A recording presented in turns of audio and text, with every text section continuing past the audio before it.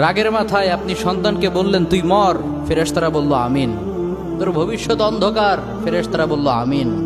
রেগে মেগে আপনি আপনার মেয়েকে বললেন জীবনেও তোর কপালে স্বামীর ভাত জুটবে না, ফেরেশতারা আবারও বলল আমিন। আচ্ছা, আপনি না সেই ব্যক্তি যে তার নিজের জীবনের চাইতেও সন্তানকে বেশি ভালোবাসেন?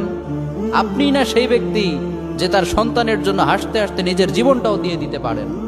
আপনি না সেই ব্যক্তি যে আল্লাহর কাছে নিজের চাইতেও সন্তানের জন্য বেশি দোয়া করে? তাহলে কি করে নিজের হাতে নিজের সন্তানের এত বড় ক্ষতি করতে পারলেন? Doesn't make any sense. Common sense বলতে কিচ্ছু নাই আপনাদের?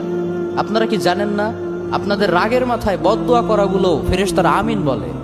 দাওয়াতুল ওয়ালিদ আলা ওয়ালাদি, বাবা মা তার সন্তানের জন্য যেই দোয়া করে সেটা ভালো হোক কিংবা বদদোয়া হোক, আল্লাহ সেটাই কবুল করে নেয়।